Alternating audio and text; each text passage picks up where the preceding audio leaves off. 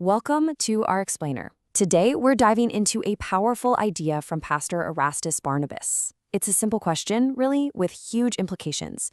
What if the goal of our faith isn't about getting things from God, but about actually getting to God himself? It's a shift in focus that, as he argues, can literally change everything. So let's just start with this core question, and let's get personal. When you go to God, what are you really after? Are you looking for the gifts that are in his hand, or are you simply looking for him? This one question, it's the key to this entire message. To really unpack this, Pastor Barnabas points to a very specific group of people he calls the Jacob generation. And what's interesting is they aren't defined by their age or their backgrounds, they're defined by one single passionate desire. And here it is, right from the scriptures. The single defining mark of this generation is that they are seekers. But not just seekers of anything, they are seekers of God's face. It's a pursuit of his presence over presents, a relationship over resources. Okay, so you might be thinking, why Jacob? Of all people, why name this generation after him? He's definitely not the perfect hero you might expect. To get it, we really have to dig into his story. The story of a man who was deeply, deeply flawed, yet somehow profoundly blessed. And this is where we see this incredible paradox. Pastor Barnabas doesn't sugarcoat it at all. He calls Jacob a rascal, a trickster, a bad guy. Let's be honest, he was selfish, he was a deceiver. So the big question is, how does this guy end up with one of the most powerful covenants from God in all of history? That's what we need to figure out. You see, this internal conflict is what makes his story so relatable. He was a man of two natures, constantly at war with himself, strong one day, weak the next. He wasn't a finished product. He was a total work in progress, caught in that battle between his flesh and his spirit. And let's be real, that's a struggle many of us know all too well.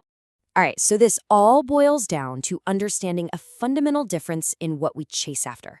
It's the very distinction that defined Jacob's ultimate destiny, and it's the one that defines this Jacob generation today. And here is the absolute heart of the message. Seeking God's hand means you're focused on what you can get, blessings, miracles, possessions. It's kind of transactional, right?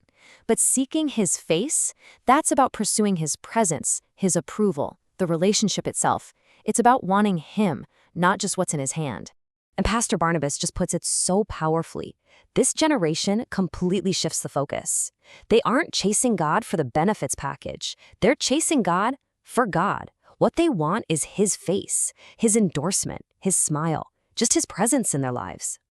Now, let's jump back into Jacob's story for a minute because it shows us the incredible results of a heart that, even when it's completely broken, sincerely seeks God.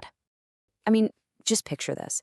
Jacob is at absolute rock bottom. He's a fugitive, running for his life from his own brother, with nothing but a stick in his hand. He is so broke and desperate that he's sleeping in the middle of nowhere with a rock for a pillow. And it's right there, in his darkest, lowest moment, that God shows up and makes him a promise that changes everything. And this is the promise.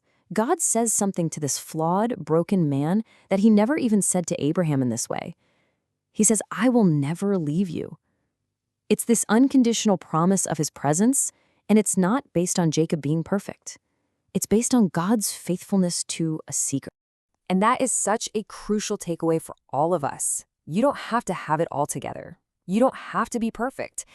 God's promise of his unwavering presence, it's for the person who, despite all their flaws, just makes seeking his face the priority of their life. So this brings us to a final, absolutely stunning contrast. Let's fast forward 20 years.